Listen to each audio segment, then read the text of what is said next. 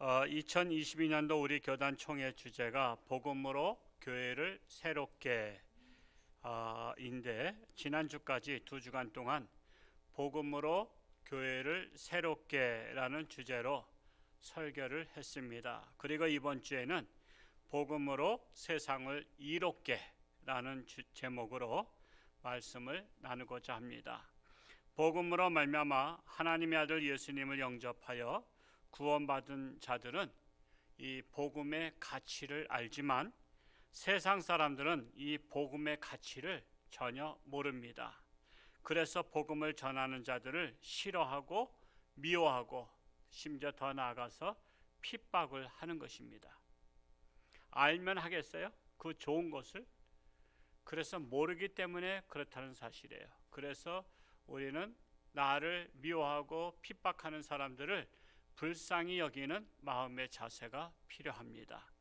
이는 마치 이 금덩어리의 가치를 모르는 이 거지에게 금덩어리를 주면서 부자로 살라고 하니까 이게 금덩어리의 가치를 모르니까 웬 돌덩어리를 주냐고 그냥 팽개치는 것 같아요.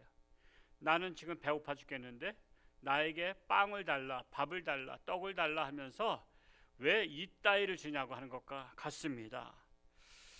그래서 이 금덩어리의 가치를 모르는 거지에게 금덩어리의 가치를 알려준다면 그 사람이 너무 고마워하겠죠. 그리고 그걸 소중히 여길 것입니다. 그러므로 순서의 중요성을 말씀드린 것이 중요한데 하나님을 믿어 구원받은 사람들에게는 복음이 가장 귀한 줄 알지만 자신이 죄로 말미암아 영원히 죽을 죄인인 줄도 모르고 오직 세상 욕심에 빠져 있는 사람들에게는 복음을 아무리 전해도 왜 귀찮게 하느냐, 내가 지금 세상에서 잘 먹고 잘 사는데 복음이 뭐가 필요하냐 그러면서 거절합니다. 그렇기 때문에 그들이 세상에서 필요한 것들을 충족시켜 주면서 진리를 가르쳐 주어야 그들이 깨닫게 된다라는 것입니다. 그러므로 복음으로 세상을 이롭게 하려면 오늘 세 가지를 본문을 통해서 말씀드리고자 합니다. 첫 번째로는 세상 사람들에게 필요한 것을 나누는 그리스도인 공동체가 되어야 한다라는 것입니다. 오늘 사도행전 2장 44절과 45절을 우리 한번 한 목소리로 합독하겠습니다. 시작. 믿는 사람이 다 함께 있어 모든 물건을 서로 통용하고 또 재산과 소유를 팔아 각 사람의 필요를 따라 나눠주며 그랬습니다. 여러분, 시대마다 나눔의 가치가 다른데 옛날에는 입던 옷이나 쓰던 물건을 내놓아도 고마워하고 감동을 받았습니다. 우리 60세 이상 되신 분들은 아마 이게 익숙하죠. 우리 형이 입던 거 아니면 언니가 입던 것을 동생들이 물려받았고 책도 물려받고 이런 것에 익숙합니다만, 그러나 지금은 세계에서 가장 잘 사는 나라 중에 하나가 되다 보니까 입던 옷이나 쓰던 물건을 나눠주면은 죽어도 욕먹습니다. 우리 교회가 언덕에 있을 때 1990년대 언덕에 있을 때 한 젊은 그 아기 엄마가 좀 고생을 했어요. 고생을 하는데 누가 자기 아이가 입던 옷인데 커가니까 아이들은 쑥쑥 자라서 1년이나 2년 입으면 더 이상 못 입어요. 이상하잖아요. 헐렁헐렁해서. 그래서 사모님 이거 맞는 애한테 좀 주면 좋겠어요. 그래서 제 집사람이 그걸 받아서 한 2-3살 배기 된 그 아이 있는 엄마한테 이거 내가 누가 줬는데 이거 입히면 딱 맞겠다고 나이가. 그래서 줬어요. 그래서 예 하면서 그분이 받았는데 그때는 몰랐어요. 한참 지나고 나서 돌아 욕이 오는 거예요. 사모님이 우리 애를 거지로 알았다고, 우리 애를 거지 취급했다고, 우리 애가 얼마나 소중한 애인데 남이 입던 옷이나 입혀야 되냐고, 한 번밖에 안 입을 옷을 그래 남이 입던 것을 그래 우리를 얼마나 무시했으면 그렇게 줬냐고. 여러분 직설적으로 얘기하면 사모님 우리는 옷이 있어서 괜찮습니다. 차라리 그러든지. 여러분 면전에서 얘기 안 하잖아요. 그런데 이제 친한 분들한테 얘기하잖아요. 이제 마음이 통하는 분한테 얘기해요. 사모님이 우리 애를 거지 취급해서 이렇게 옷을 줬다. 그래서 몇 달이 지나고 나서 이 얘기가 이제 돌아와서 들어오니까 저도 충격받고 제 집사는 충격받았죠. 우리 세대는 그 일상적으로 그렇게 하고, 저 같은 경우도요, 바자에서 와이셔츠 나거나 남방 나오거나 제가 양복이 나와도요, 제 사이즈에 맞으면 제가 그거 사서 입어요. 5,000원, 10,000원에 사면 얼마나 싸요. 그리고 그 양복 살 돈을 다른 데 갇히게 쓸 수 있잖아요. 혹시 저 주기 원하시는 분은 사이즈 110이니까 그렇게 하시고 입다가 더 이상 실증 나면 대신 세탁은 해가지고서는 목사님 이거 입으실래요? 그러면 제가 입을 수 있어요. 110이에요. 참고로 바지는 38입니다. 하여튼 저는 시험이 안 들어요. 저는 나를 목사를 거지 취급했냐? 전 절대 안 그렇습니다. 저는 열등감이 없어요. 제 생긴 걸 보세요. 제가 열등감 있게 생겼나? 저는 자존감이 높아요. 그러니까 저 같은 사람한테는 괜찮은데 지금 젊은 세대한테는 안 된다 이거예요. 괜히 주고 욕 먹어요. 가끔가다 집에서 옷 같은 것들을, 사실 우리가 옷이 너무 한 벌 가지고 입는 것도 아니고 여러 벌이 있다 보니까 옷이 안 떨어져요. 그러면서 애들이 나이가 들고 그러니까 자꾸만 옷이 아까우니까 우리 교회 교육관다가 비닐봉지에서 하나씩 갖다 놓는데 앞으로는 제발 그렇지 않게 바랍니다. 그냥 아파트에 옷 수거함에다 그냥 넣어주세요. 이제 지금은 괜히 욕 먹어요. 지금 이 교회 교육관에 신발도 있죠. 그거 이마트에 들어가는 신발이에요. 그거 보통 15,000원, 20,000원 가는 신발인데 3,000원씩에 해도 안 가져가잖아요. 그리고 그 옷도 먼저 또 우리 장로님이 가져오셨는데 그거는 보통 10만 원 전후 되는 거예요. 물론 안 맞아서 안 가져갈 수도 있지만 지금은 이렇게들 안 가져간다니까. 메이커 아니면 안 가져가고 막 그래요. 제가 그 언덕에 교회 있을 때 서울의 큰 교회, 강남에 있는 큰 교회가 옷들을 수거해가지고 시골 교회 보내자고, 그래서 거기에 있는 우리 아는 목사가 부목사로 있어서 저한테 보내도 되냐 해서 저는 또 무조건 또 좋아했죠. 바자회 하려고. 근데 와서 보니까 그 당시에는 고등학생들이 이 학생 교복을 입었어요. 이 에리가 하얀 거, 그거 이쁘고 하얗긴 한데 교복이 엄청 많이 온 거예요. 근데 홍천에서 그 교복을 입을 할머니들이 어디 있어? 아니 고등학교 교복 입고 다니면 이거 쇼하자는 얘기 아니야. 그리고 학생들도 안 입어. 남의 학교 교복을 왜 입어? 홍천여고 교복이 있다고, 여중 교복이 있었다고. 그래서 그것을 다 골라가지고 이 박스를 해가지고 그거 버리냐고 얼마나 고생인지 몰라요. 그래도 쓸만한 거 좀 바자회 하고 저기 자원교회 보냈었어요. 자원교회가 달라해서 갔더니 제가 욕만 바가지로 먹었어요. 목사님 이런 것들 시골에 할머니들이 어떻게 입으라고, 이게 아가씨들 이렇게 입는 그런 옷을 갖다가 할머니들이 시골에 나 할머니만 계신데 할아버지만 계신데 이 옷들을 뭘 입으라고 주냐고. 그래서 그때 한번 바자회 하냐고 제가 욕을 바가지로 먹었어요. 그래서는 제가 그런 것들을 잘 안 해요. 참으로 지금은요 새 옷도 잘 안 가져가는 시대예요. 그럼에도 불구하고 조심스럽지만 필요로 하는 사람들을 찾아서 나눠주는 그리스도인 공동체가 되어야 한다는 것입니다. 그런데 물건을 잘못 나눠주면 고마워하지 않아요? 제가 경험한 바에 의하면 어려운 분들에게는 필요한 것을 알아서 사쓰라고 돈 주는 게 제일 좋아요. 근데 잠깐 돈은 안 주려 그래. 돈 주는 게 좋아. 예를 들어서 어떤 분이 신발이 떨어졌는데 어려운 집이야. 가난한 집이고. 근데 신발이 비싸. 그런데 그 사람한테 바지를 하나 사다 주는 거야. 내가 바지 참 이쁜 게 있다고 시장에서 바지를 사다 주는데 그분은 바지가 필요한 게 아니야. 차라리 그 바지 살 돈, 이거 비싸게 준 거야. 이 바지 5만 원이야. 차라리 5만 원 줬으면 내가 신발을 샀을 텐데. 그래서 여러분 남을 도와줄 때는 내가 좋아하는 걸 도와주지 말고 상대방이 좋아하는 것을 도와줘야 되는 거예요. 근데 상대방이 뭘 좋아하는지 모르잖아요. 그렇기 때문에 차라리 돈으로 주는 거예요. 봉투에다 5만 원 해서 그 사람을 도와주면, 아, 내가 지금 신발 사려고 하는데 신발 살 돈이 없었는데 참 잘 됐다고 신발 사면 가장 원하는 것을 도와주는 사람이 되는 거예요. 우리가 그걸 잘 선택할 수 있어야 돼요. 그래서 우리 교회는 물품 전달보다는 구밀봉을 전달하잖아요. 구밀봉을. 제가 지난해에는 우리가 쌀을 전달했지만, 쌀을 좀 싸게 샀기 때문에 전달했지만, 쌀도 대체적으로 안 해요. 왜냐하면은 그 어려운 분들은 요즘에는 복지시설 잘 돼서 여기서 들어오고 저기서 들어오고 해서 쌀을 또 다 안 먹는데, 가장 묵은 쌀이 된대.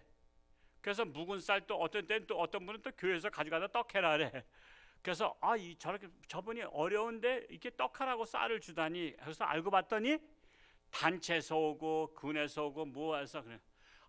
그래서 쌀보다 돈을 줘야 그 집에 가장 필요한 것을 쓸 수 있겠구나. 그래서 우리가 기부천사에서도 웬만해서는 우리가 좋아하는 물건 사다가 일방적으로 주는 게 아니라 그 사람이 필요한 것을 본인이 구입할 수 있도록 우리가 돈으로 10만 원 내지는 20만 원을 주는 거예요. 사실 저 같은 경우도 선물 많이 들어와요. 어떤 무슨 집회가 있거나 어디에 회의가 있거나 그러면 기념으로 들어오는데 사실 제가 쓸 필요가 없어요. 쓸 필요가. 그러면 저는 꼬박꼬박 와요.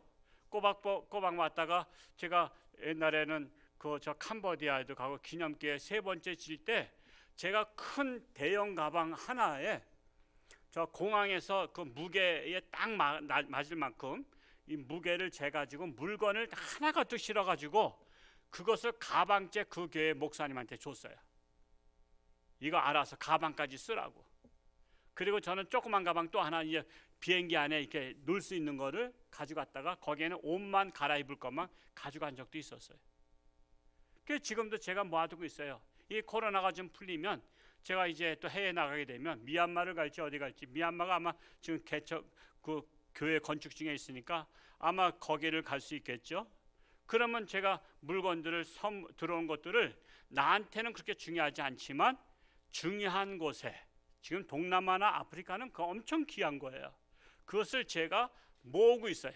볼펜도 모으고 있어요. 별의별 거 제가 다 이렇게 모으고 있어요. 게다가 그것을 가져가려고 합니다.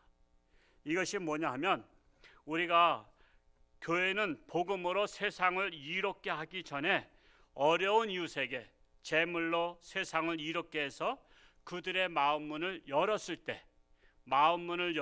때 복음으로 변화시키는 것입니다. 마음문을 먼저 열게 해야 돼요. 그리고 우리가 거기에 복음으로 세상을 이롭게 할 수 있다는 것입니다. 두 번째로 복음으로 세상을 이롭게 하기 전에 마음을 나누는 그리스도인 공동체가 되어야 한다라는 것입니다. 자, 이 험한 세상을 살면서 마음을 나눌 수 있다는 이웃이 있다는 사실은 어떤 역경도 이겨낼 수 있는 힘이 됩니다. 아무리 두메산골 살아도요, 거기에 두세 가정이 동호인들이 친구들끼리 와서 마음을 나누면요, 거기가 애롭지 않은 거야. 애롭지가 않아. 저 언제 TV 한번 봤더니 그 3가정이 형님 아우 하면서 한 직장 출신이더구만. 이분들이 땅을 공동으로 사가지고 3분의 1씩 잘라서 그걸 사서 집을 3채를 똑같이 짓고 가운데 진 집에서 사랑방이 되더구만. 모여 그러면 가운데 집으로 모여. 이쪽 집하고 가운데 모여. 그래서 저녁 때는 같이 노닥노닥하면서 마음을 나누면서 사는 그 아름다운 그 3가정을 봤는데, 사람은 사람끼리 유유상종, 사람은 사람끼리 마음을 나누면서 살아야 된다는 것입니다. 그 말씀이 2장 46절 한번 다시 한번 읽어볼까요? 2장 46절 시작.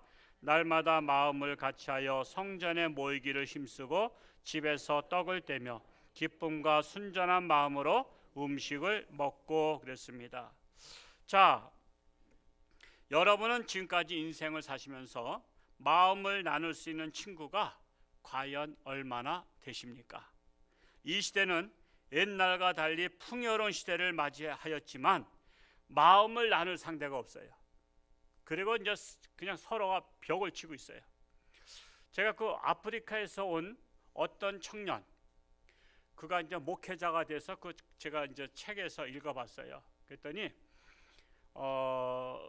제가 그 사람이 강남에서 살고 있더라고요. 강남에서 방을 얻어가지고 이제 새방살이를 하지만, 그러니까는 엄마한테 편지가 왔어요. 엄마한테 편지가 오기를 이웃들하고 사이좋게 잘 지내고 인사도 잘 하거라, 그렇게 편지가 왔어요. 그랬더니 이 친구가 또 다시 또 엄마한테 답장하기를, 엄마, 이웃집하고는 한 번도 인사한 적도 없고 누가 사는지도 몰라요. 그게 또 충격받은 거야. 아니, 어떻게 이웃집, 담을 치고 사는 이웃집을 모르냐? 그건 말도 안 된다 이거예요.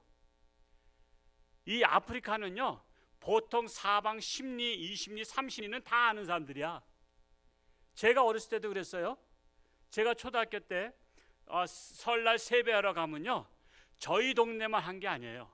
오미라는 동네도 갔었고, 무직이라는 동네도 갔었고, 당머랭이라는 동네도 갔었고, 저희 동네는 기본이고, 아이들끼리 다 나와서 야 세배하러 가자 그러면 저 오미로부터 해서 저 무지기로 해서 당머랭이로 해서 저희 동네 하면요, 그 동네 할아버지 아저씨 아줌마 다 알아.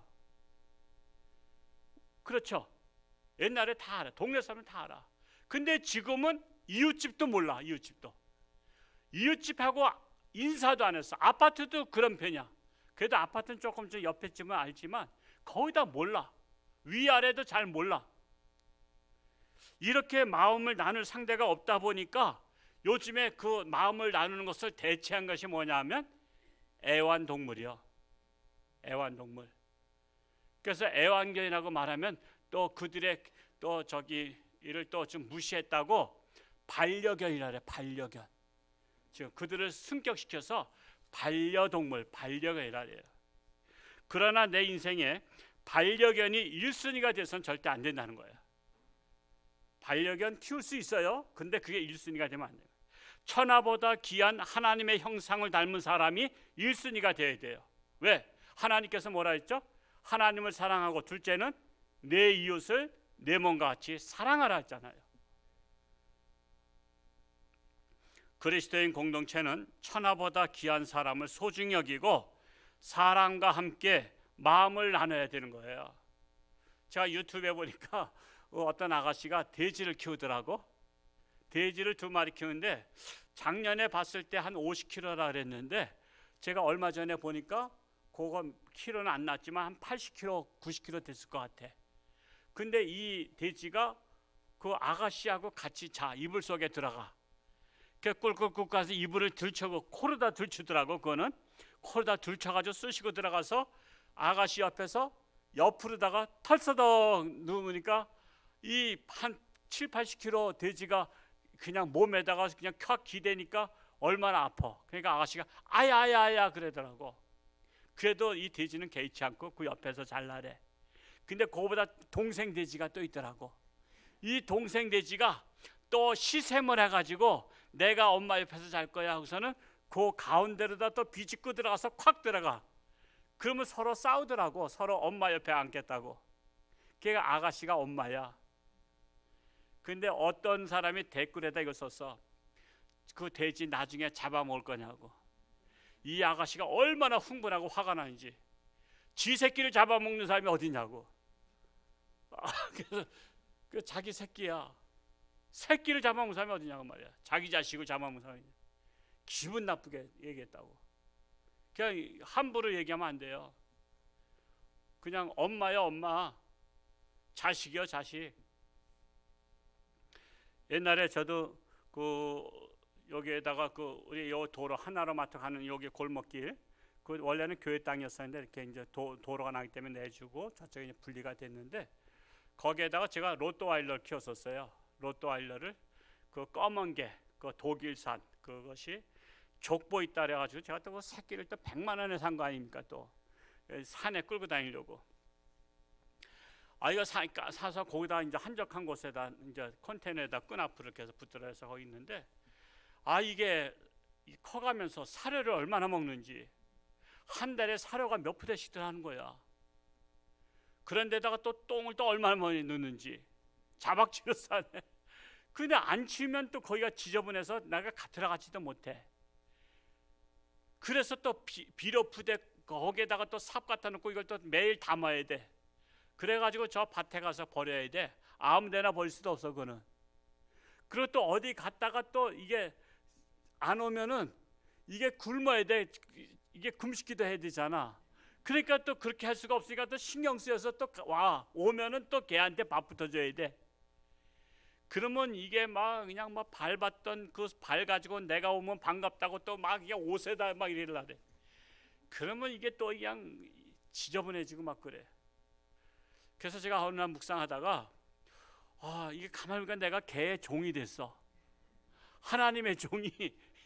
때 되면 밥을 갖다 줘야 되지. 때 되면 그 화장실 청소해 줘야 되지. 그러니까 내가 개종이야, 개종. 이거 안 되겠다 이거. 그리고 한 달에 이게 몇만 원씩 사료값이 들어가는데 이게 비가 오나 눈이 오나 줘야 되잖아요. 그래서 내가 이거 안 되겠다. 이게 몇만 원씩 들어가는 거 차라리 기부천사 넣으면 몇 사람 도와줄 수 있는데 이 생각이 들어서 이거를 어떻게 그냥 길에다 버릴 수도 없고 이걸 골치 아픈 거야 이게. 그렇다고 또 잡아먹을 수도 없잖아요. 그래서 제가 생각한 것이 저 이내원 북방에 있는 이내원 송 목사님한테 이거 키우시겠냐고. 그래서 또 거기서 또 키우겠다 해서 제가 얼른 그 봉고차에 실어가지고 그냥 가져가서 거기다 줬어요. 주고 나서 몇 달 만에 가보니까 없어. 그래서 내가 물어보기가 좀 겁이 나는 거야. 왜 잡아먹었다 그러면 어떻게 할 거야 이거. 속상하잖아. 내가 이거 키우던 건데 이랬든 저랬든. 그래서 지금까지도 못 물어보고 있어. 그거 어떻게 했냐고. 그냥 그런 거예요.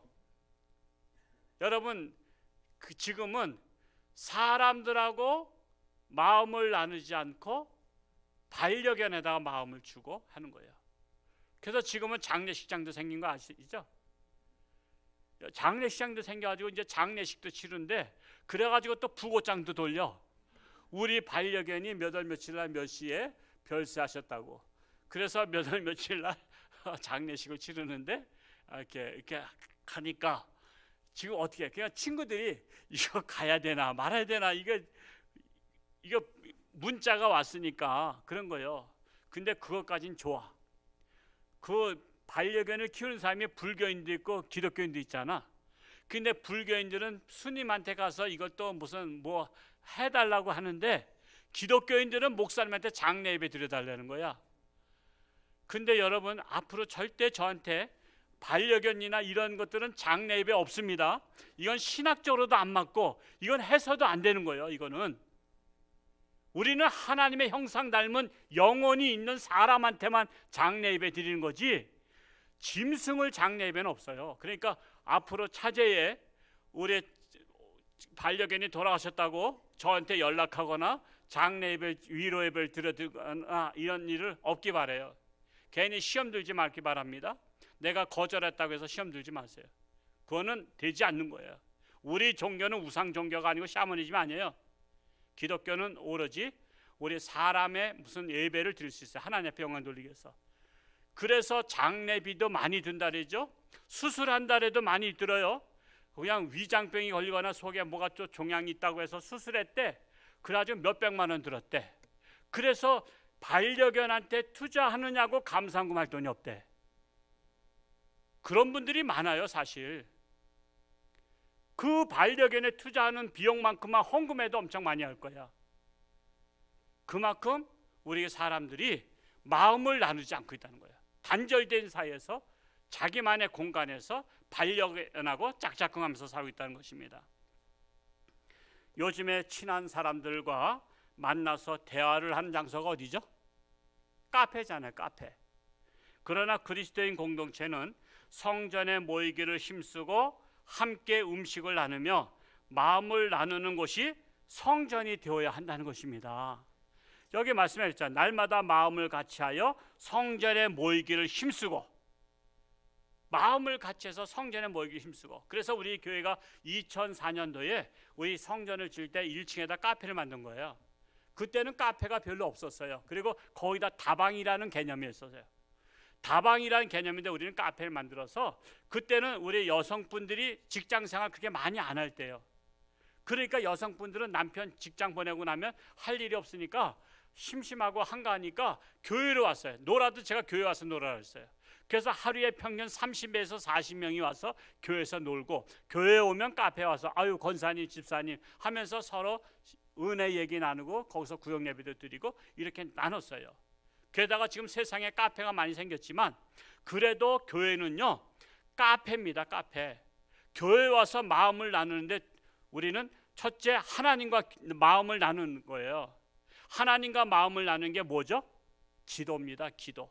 내 마음을 하나님 앞에 실토하는 거예요. 고백하는 거예요. 하나님, 저 지금 이 마음이 엄청 애로워요. 엄청 힘들어요. 저 죽고 싶어요. 하나님, 제 마음 좀 알아주세요. 제 마음 위로해 주세요 하고 하나님 앞에 마음을 나누는 거예요. 그러면 하나님께서 내가 네 마음 안다. 내가 네 마음 알아. 두려워하지 마. 놀라지 마. 내가 너와 함께 하리라. 강하고 담대하라 하면서 하나님께서 하나님의 마음을 또 전달해 주는 거예요. 그래서 교회는 하나님과 마음을 나누는 것이다. 그리고 두 번째로 살아가는 성도들 간에 마음을 나누는 거예요. 집사님, 권사님, 저 여러분 이래요. 어려워요. 저 위해서 기도해 주세요. 그래, 그 어려운 거 잘 극복해봐. 내가 늘 기도해 줄게. 그러면서 교회 와서 마음의 위로를 받는 겁니다. 그래서 우리가 교회 와서 마음의 위로를 받아야 우리가 신앙생활을 잘할 수가 있어요.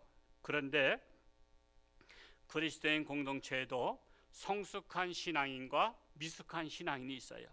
이 성숙한 신앙인은 남의 마음을 알아주려 노력하는데 미숙한 신앙인은 내 마음을 이웃들이 알아주길 바랍니다. 그런데 안 알아주는 것 같으면 시험에 들고 떠나기도 하는 거예요. 그러나 성숙한 신앙인은 절대로 시험에 들지 않습니다. 어서 속히 성숙한 신앙인들이 되셔서 남의 마음을 알아주는 아름다운 신앙인들이 될 수 있기를 축복합니다. 남의 마음을 알아주는 세상이 되어야 복음으로 세상을 이롭게 할 수 있다라는 것입니다. 세 번째로 복음으로 세상을 이롭게 하기 전에 교회는 온 백성들에게 칭찬을 받는 교회가 되어야 한다라는 것입니다. 우리 사도행전 2장 47절 말씀을 같이 한번 읽어볼까요? 시작. 하나님을 찬미하며 또 온 백성들에게 칭송을 받으니 주께서 구원받는 사람을 날마다 더하게 하시니라. 칭송을 받으니까 구원받는 사람을 더하게 하셨다. 오늘날 교회가 칭찬을 받는 편입니까? 아니면 비난을 받는 편입니까? 우리 잘 아시죠? 교회가 사랑받는 편이에요? 미움받는 편이에요? 미움받잖아요. 교회 다니는 분들이 착각하는 것 중에 하나는 자신은 문제 없는데 남들 때문에 교회가 욕먹고 있다는 거야. 참 희한해요. 자신은 못 봐. 남들 때문에 그렇대. 남들 교회 때문에 그렇대. 우리 교회는 문제가 없는데 다른 교회가 그렇다는 거야. 나는 문제가 없는데 다른 성도들이 하나님 욕먹이 있다는 거야. 그렇다면 남들은 고사하고 나 때문에 홍천주안교회가 칭찬받고 있다고 생각하십니까? 나 때문에 홍천주안교회 칭찬받는다고 생각하세요? 나 때문에 홍천주안교회 나오고 싶어하는 분들이 과연 얼마나 있을까요? 나 때문에 홍천주안교회, 난 누구 때문에 홍천주안교회 나오고 싶다. 그런 분들이 우리 교회에 얼마나 계십니까? 어떤 분은 홍천주안교회 누구 때문에 안 나간다고 하는 분도 계셔요. 누구 때문에? 우리 교회도 몇 분들 그런 분들이 있어요. 우리 성도님들의 관계 속에 있는 분들인데 그렇게 한번 해봐라. 한번 설득하고 이번에 초청잔치도 오고 이렇게 좀 해봐라. 그래도 누구 때문에 안 나온대요. 누구 때문에. 그 누구 때문에 안 나오는 누구가 나일지도 모른다는 사실. 홍천주안교회가 세상 사람들로부터 칭찬을 받으려면 홍천주안교회 한 분 한 분이 모델이 되어서 삶의 현장에서 칭찬을 받아야만 홍천주안교회가 좋은 소문이 나는 것입니다. 그래야 구원받는 사람을 날마다 더하게 하시니라 하는 거예요. 먼저 여러분이 칭찬을 받으려면 2장 44절에 나오는 모든 물건을 서로 통용하고 또한 45절에 또 재산과 소유를 팔아 각 사람의 필요를 따라 나눠주고 또한 46절에 날마다 마음을 같이 하는 성도가 되어야 한다라는 사실이에요. 우리 교회 성도님들 중 여러분이 마음을 나누는 성도가 100명 정도 된다면 저는 100점짜리 인생이라고 제가 말씀드리겠어요. 그럼 뭐 요즘 나오신 분 말고 뭐 작년에 나와가지고 언제 100명을 아시겠어요. 그러나 최소한도 한 3년에서 5년 지나면 뭐 우리 교회 사실 큰 교회도 아니잖아요. 가정 같은 교회잖아요. 보통 저희 교회가 코로나 전에 한 200여 명 출석했었고, 우리가 한 뭐 코로나 강하게 제지할 때는 뭐 19명 예배드리려 할 때도 있었지만은 지금은 그래도 지금 조금 많이 회복이 돼서 지난주도 180명, 지지난주에는 192명 이렇게 예배를 드렸어요. 그러니까 한 200명 우리가 출석하는 게 정상적인 교회예요. 근데 200명과 다 마음을 나눌 수는 없잖아요. 그러나 최소한도 200명 출석 중에서 100명 정도와 마음을 나눌 수 있는 사람이 된다면 꽤나 인격적으로 신앙적으로 성숙한 크리스찬이라 말할 수 있어요. 그런데 한 50명 정도 한다면 그건 조금 좀 심각한 거예요. 왜? 우리가 학교 다닐 때 50점 받으면 합격이에요, 불합격이에요? 여러분 학교의 점수는 60점 돼야 되는 거 아시죠? 60점 이하는 F학점이요. 60점 이상은 돼야 되는 거예요. 그냥 반 이상은 돼야 돼요. 과반수. 우리가 최소한도 출석에서 한 100명을 치고 100명에서 50명을 마음을 나눈다 그러면 그분은 평이하신 분이야. 평이하신 분. 보통 세상 사람과 똑같다는 거예요. 그러니까 세상 사람들이 볼 때 너나 나나 똑같잖아. 네가 교회 다니면서 변화된 것이 아무것도 나한테는 눈에 안 띄어. 그러니까 굳이 내가 교회를 다닐 이유가 없어. 그래서 여러분 교회를 안 나오는 거예요. 마음을 나눠야 됩니다.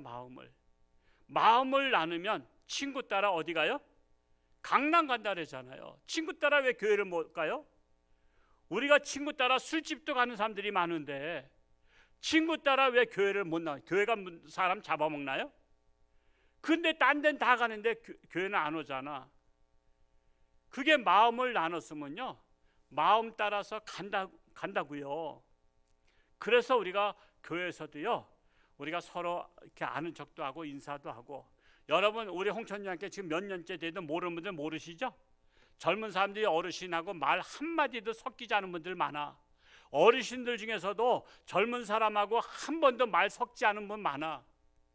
그냥 나는 나대로 교회 다니는 거예요.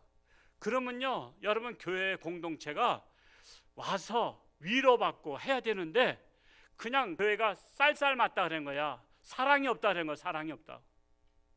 내가 마음을 오픈하지 않는데 어떻게 사랑이 들어갈 수가 있어요?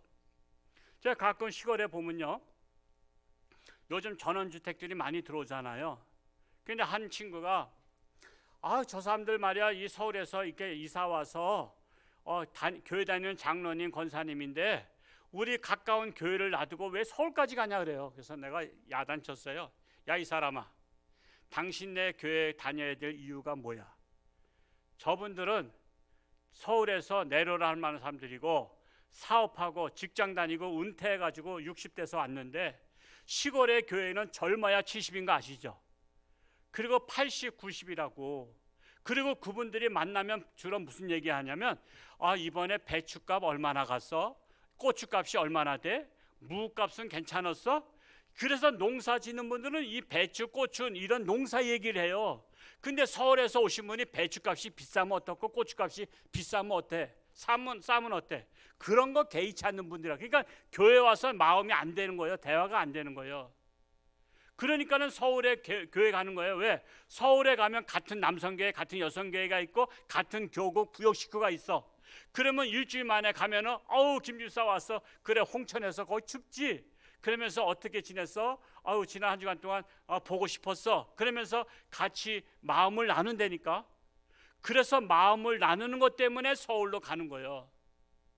그래서 교회는 이 마음을 나누는 교회가 돼야만이 그분들이 적응을 한다니까.